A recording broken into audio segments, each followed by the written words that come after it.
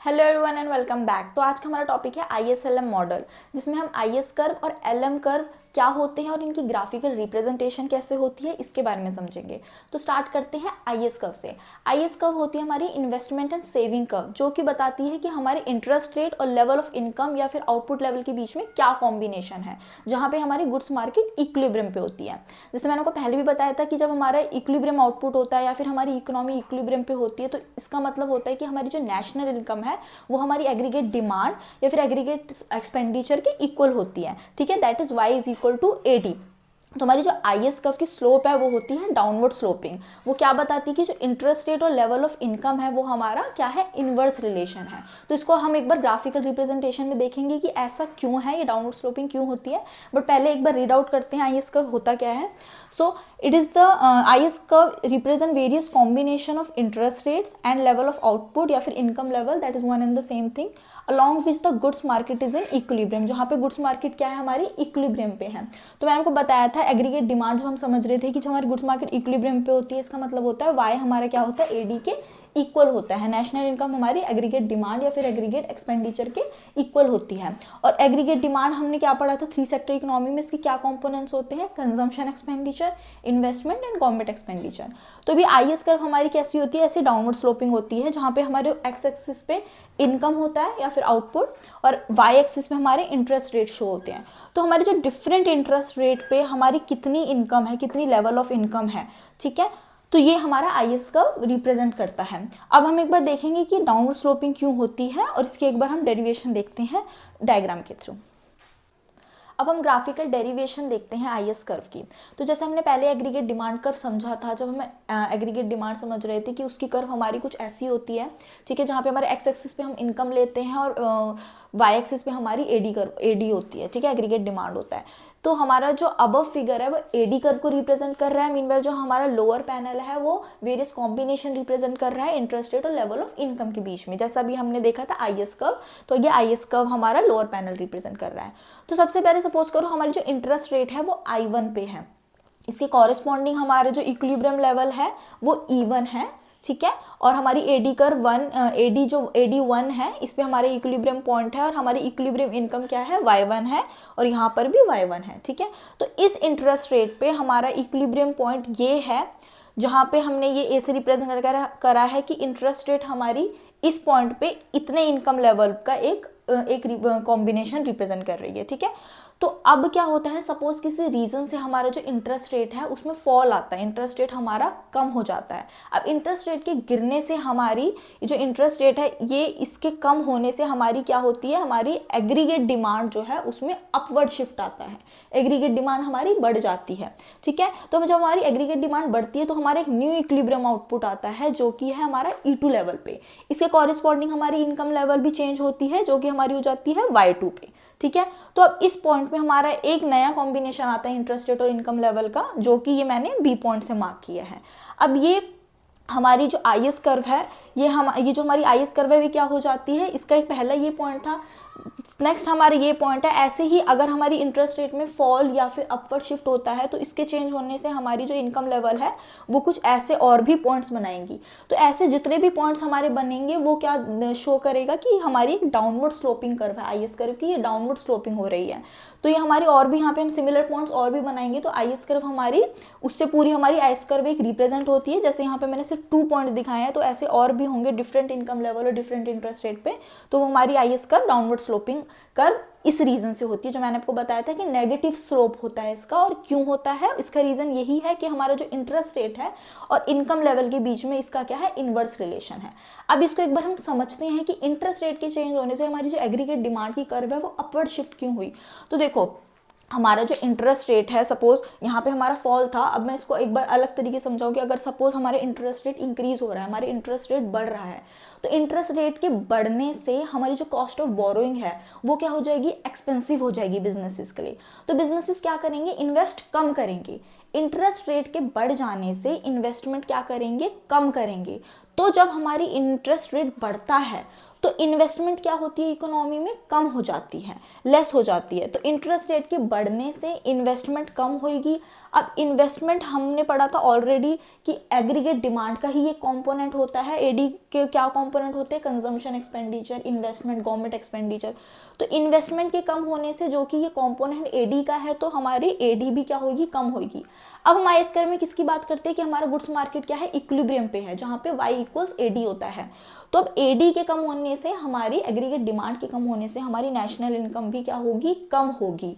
तो अब हम देखते हैं कि हमारे इंटरेस्ट रेट के बढ़ने से रिजल्ट क्या आता है, हमारा नेशनल इनकम हमारी क्या होती है, कम होती है। यहाँ पे क्या है, इनवर्स रिलेशन है। अगर इंटरेस्ट रेट बढ़ रही है तो नेशनल इनकम कम हो रही है, या फिर हमारी इंटरेस्ट रेट जब कम हो रही थी तो हमारी नेशनल इनकम क्या हो रही थी, बढ़ रही थी। तो इनके बीच में क्या है, इनवर्स रिलेशन है।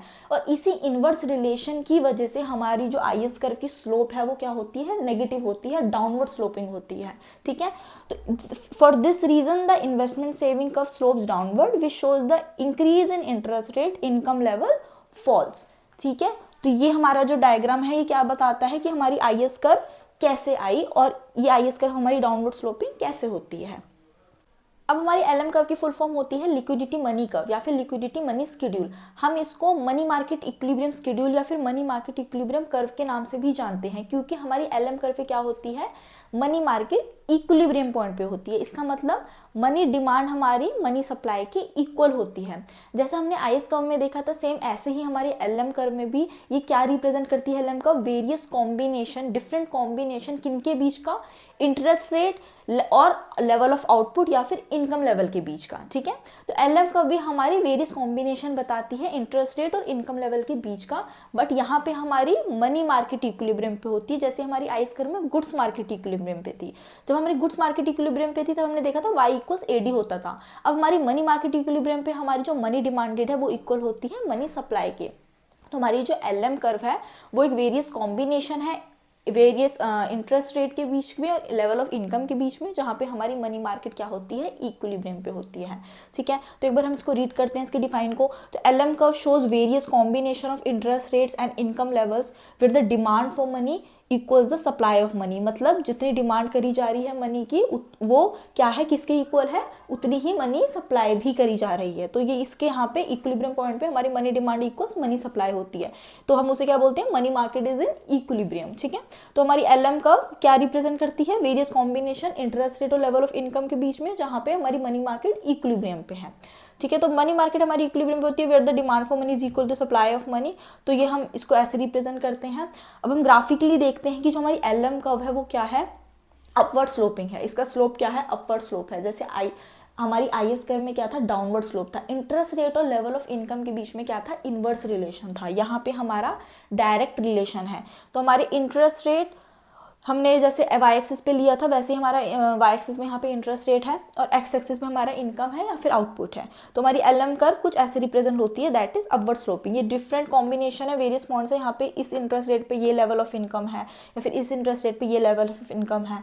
तो अब हम इसकी एक बार डेरिवेशन देखते हैं ग्राफिकली कि जो हमारा एलएम कर्व है अपवर्ड स्लोपिंग कैसे होता है और कैसे आता है। अब हम एलएम कर्व की ग्राफिकल डेरिवेशन को देखते हैं। ठीक है, तो हम हमारे ये जो फिगर है, जो हमारा एडजॉइनिंग फिगर है, इसमें हमारा जो लेफ्ट पैनल है वो क्या शो कर रहा है, money supply and money demand को शो कर रहा है, वेयर एज जो हमारा राइट पैनल है वो हमारा एलएम कर्व या फिर एलएम शेड्यूल को रिप्रेजेंट कर रहा है। ठीक है, तो हमारी जो एमएस कर्व है, जो मनी सप्लाई की कर्व है, ये हमारी वर्टिकल है, क्योंकि हम मानते हैं, यहाँ पे माना जाता है कि जो हमारी मनी सप्लाई कर्व है वो कांस्टेंट है, फिक्स्ड है, because it is एक्सोजीनियसली controlled by monetary authority, जैसे कि सेंट्रल बैंक। तो ये यहाँ पे इसलिए हमारी वर्टिकल लाइन से रिप्रेजेंट होती है कि हमारे इंटरेस्ट रेट के चेंज होने से हमारी एमएस कर्व पे फर्क नहीं पड़ेगा, चेंज नहीं होगी। तो ये हमारी वर्टिकल लाइन से इसलिए रिप्रेजेंट होती है क्योंकि ये कांस्टेंट है। और ये हमारी मनी डिमांड की कर्व है। और हमारे राइट पैनल पे जैसे कि आपको पता है कि एलएम कर्व क्या शो करती है, डिफरेंट कॉम्बिनेशन शो करती है इंटरेस्ट रेट और इनकम लेवल के बीच में। तो हमारा एक्स एक्सिस पे इनकम है या फिर आउटपुट लेवल है और वाई एक्सिस पे हमारा क्या है, इंटरेस्ट रेट है। ऐसे ही सेम उधर भी हमारा क्या है, इंटरेस्ट रेट है। तो और यहाँ पे आप देखेंगे कि डायग्राम्स में आप एलएम कर्व के यहाँ पे क्या लिखा रहता है, रियल बैलेंस या फिर रियल मनी बैलेंस, उसको रिप्रेजेंट करते हैं M/P से, ठीक है, या फिर हम कह सकते हैं मनी सप्लाई भी, उसका मतलब होता है कि परचेजिंग पावर क्या है, ठीक है। अभी हम देखते हैं कि हमारी जो एलएम कर्व है, अब ये इसकी डेरिवेशन हमारी कैसे आती है। तो सपोज करो सबसे पहले जो हमारा इनकम लेवल था वो क्या था, Y1 था, ठीक है। यहाँ पे हमारी कॉरस्पॉन्डिंग इंटरेस्ट रेट था यहाँ पे I1 और हमारे इक्विलिब्रियम आ रहा था इस E1 पॉइंट पे, ठीक है। तो ये हमारा जो Y1 है, हमारी जो इनकम लेवल है, इसका कॉरस्पॉन्डिंग इंटरेस्ट रेट हमारा I1 था, इक्विलिब्रियम आउटपुट हमारे यहाँ E1 पे था और इसकी हमारी जो मनी डिमांड कर्व थी वो ये थी MD1 से रिप्रेजेंट, और यहाँ पे I1 हमारा ये क्या है, इंटरेस्ट रेट। तो ये हमारा पहले कुछ ऐसा था जहाँ पे ये A पॉइंट क्या है, हमारे कॉम्बिनेशन दिखा रहा है इंटरेस्ट लेवल और इनकम लेवल, इंटरेस्ट रेट और इनकम लेवल को। अब सपोज करो इकोनॉमी में किसी रीजन से क्या होता है, इनकम इंक्रीज हो जाती है, इनकम लेवल में क्या आता है, राइज आता है, ठीक है। तो हमारी इनकम के बढ़ने से, हमारी जैसी इनकम बढ़ती है तो क्या होती है, हमारी मनी डिमांड की जो कर्व है, ये हमारा Y1 था, ये हमारे E1 पॉइंट है, मनी डिमांड हमारी 1 है, तो अब हमारी क्या हुई, इनकम बढ़ी है, इनकम में इंक्रीज आया है, तो ये शिफ्ट हुई Y2 पे। तो अभी Y2 पे शिफ्ट होने से हमारा क्या हुआ, हमारी एक ये जो मनी डिमांड की कर्व है ये अपवर्ड शिफ्ट हो गई, ये अबव शिफ्ट हो गई, तो MD1 से MD2 पर यहाँ पर अब ये हमारा नया इक्विलिब्रियम पॉइंट आ गया E2, जहाँ पे हमारा इंटरेस्ट रेट भी नया बना, दैट इज I2, और सेम ऐसे यहाँ पे I2, और इससे हमारा एक नया कॉम्बिनेशन बना ये B पॉइंट पे। तो अब ये हमारा ऐसे क्यों हुआ, क्योंकि जब हमारी इनकम लेवल बढ़ी, जब हमारी नेशनल इनकम बढ़ी, तो इकोनॉमी में क्या है, पैसा अब हो गया है, हमारी इनकम लेवल बढ़ने से क्या है, अब क्या है, लोग मनी डिमांड ज़्यादा हुई है फर्म सेक्टर के द्वारा, इनकम के बढ़ने से मनी डिमांड ज़्यादा हुई, और मनी डिमांड के बढ़ने से हमारे किस पे फ़र्क आया, हमारे इंटरेस्ट रेट पे फ़र्क आया, हमारे इंटरेस्ट रेट भी बढ़ गया। तो इस रीज़न से हमारा यहाँ पे जो मनी डिमांड कर्व है ये अपवर्ड शिफ्ट होता है और इंटरेस्ट रेट हमारा अपवर्ड शिफ्ट होता है। ऐसे ही डिफरेंट कॉम्बिनेशंस अगर हम देखेंगे डिफरेंट इनकम लेवल के, डिफरेंट आउटपुट के, तो ऐसे जितने भी यहाँ पे हमारे डिफरेंट कॉम्बिनेशन ऐसे और भी बनेंगे, तो ये सिमिलर पॉइंट्स ऐसे ही जैसे मैंने बताया कि इनकम लेवल के बढ़ने इनकम के बढ़ने से या फिर इनकम के कम होने से और भी ऐसे सिमिलर पॉइंट्स यहाँ पे अगर हमारे बनेंगे, तो ये क्या दिखाएंगे, upward sloping LM curve. LM curve क्या दिखाएगी यहाँ पे, अपवर्ड स्लोपिंग, क्योंकि इनकम और इंटरेस्ट रेट के बीच में क्या है, डायरेक्ट रिलेशन है, इनवर्स रिलेशन नहीं है, डायरेक्ट रिलेशन है। इनकम के बढ़ने से हमारा इंटरेस्ट रेट बढ़ रहा है, ठीक है। जहां में हमने देखा था आईएस कर्व में क्या था, इनवर्स रिलेशन था, जहां पे हमारी गुड्स मार्केट इक्विलिब्रियम पे थी, यहाँ पे हमारी मनी मार्केट इक्विलिब्रियम पे है। तो हमारी क्या होती है, एलएम कर्व की जो हमारी स्लोप है वो होती है अपवर्ड स्लोपिंग होती है, क्योंकि यहाँ पे डायरेक्ट रिलेशन होता है इंटरेस्ट रेट और इनकम लेवल के बीच में। तो अब हम फिर से एक बार इसे समझते हैं कि हमारा जो इनकम है, हमारी इनकम में किसी रीजन से क्या आया है, राइज आया है, इनकम हमारी बढ़ी है, तो इनकम के बढ़ने से मनी की डिमांड क्या हो गई, ज़्यादा हो गई, क्योंकि इनकम बढ़ी है तो इस वजह से डिमांड पैसों की क्या हो गई, इकोनॉमी में ज़्यादा हो गई, बढ़ गई। तो अब हमारी जैसी ही मनी डिमांड बढ़ती है, तो हमारी मनी डिमांड बढ़ने से क्या होता है, इकोनॉमी में पैसा क्या है, ज़्यादा है, पैसा इकोनॉमी में ज़्यादा है। अब ज़्यादा होने से फर्म सेक्टर्स के लिए अब ये इंटरेस्ट रेट क्या हो जाता है, बढ़ जाता है, इंटरेस्ट रेट बढ़ जाता है। वेरस हमने क्या देखा था, आईएस में हमारे जो इंटरेस्ट रेट बढ़ता था, फिर हमने उससे देखा था कि इंटरेस्ट रेट के बढ़ने से हमारे क्या जा करके इनकम पे था फर्क आया था। तो हम ऐसा यहाँ पे एलएम कर्व को देखते हैं कि हमारी एलएम कर्व में वाई के बढ़ने से, जो हमारी नेशनल इनकम है उसके बढ़ने से हमारी इकोनॉमी में मनी की डिमांड ज़्यादा होती है, तो इसलिए हमारी एमडी कर्व अपवर्ड शिफ्ट होता है। तो हमारी एमडी के बढ़ने से हमारा इंटरेस्ट रेट भी क्या होता है, एट दी एंड बढ़ जाता है, ठीक है। तो ये हमारी फिगर है एलएम शेड्यूल की या फिर एलएम कर्व की, ओके। तो आई होप आपको अब ये आईएस कर्व और एलएम कर्व और इनकी जो डेरिवेशन है वो आपको क्लियर हुई होगी, ठीक है। Thank you for watching the video.